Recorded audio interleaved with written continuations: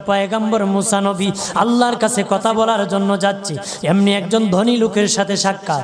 ধনী কয়, মুসা রে, ও মুসা, আমার এত ধন হিসাব রাখতে পারি না, আল্লাহরে জিগাইবানি কি করলে আমার ধন কমবে? মুসা নবী কয়, ঠিক আছে জিগাইব।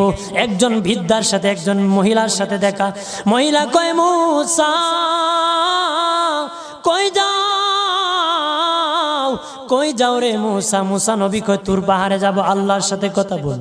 মুসা রে, আল্লাহরে জিগাইবানি, আমি গরিব মানুষ, আমি ভালো কিছু কিনতে পারি না, ছেলে মেয়েকে ভালো কিছু খাওয়াইতে পারি না, ভাঙ্গা ঘর, এত গরিব, ভালো করে ঘর বানাইতে পারি না, আল্লাহরে জিগাইবানি কি করলে আমার উন্নতি হবে, ধনী হব, টাকা পয়সা হবে, আল্লাহরে জিগাইবানি।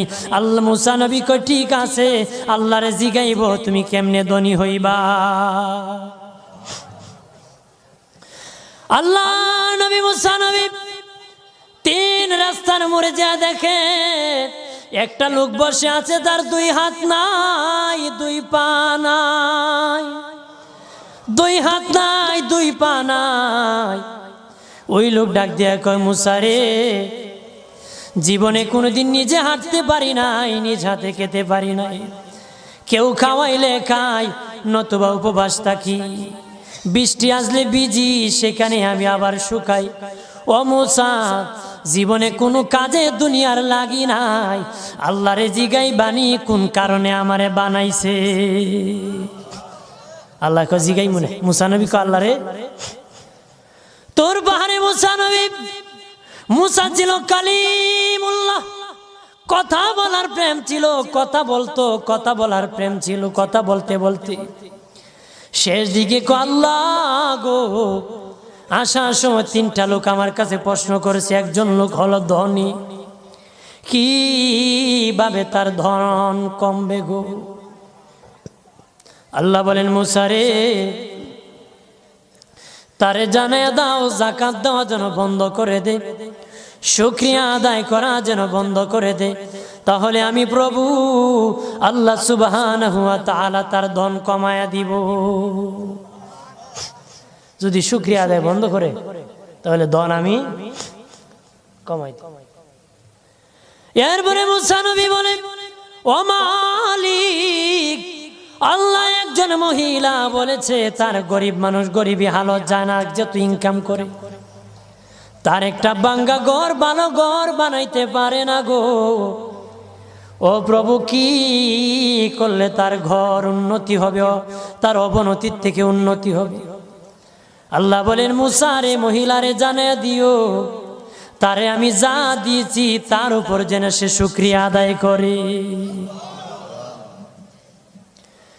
মুসা নবী বলে, মালিক, তিন রাস্তার মোড়ে গো আল্লাহ, একটা লোক তুমিও দেখতেছো যার হাত নাই, পা নাই। কত মানুষ হাত নাই গো, কত মানুষের পা নাই রে। আল্লাহ কত সুন্দর হাত পা দিয়েছে, কত সুন্দর জবান দিছে, শ্বাস দিতেছে আর নিতেছে।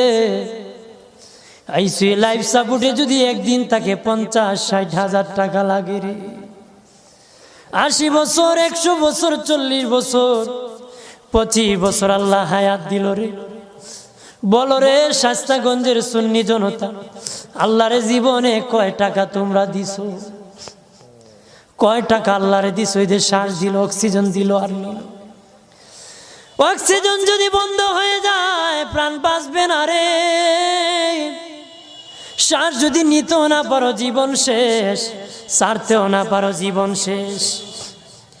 অক্সিজেন আল্লাহ দিল, বিনা টাকায় দিল, বিনা পয়সায় দিল, আল্লাহর শুকরিয়া আদায় করতে হবে।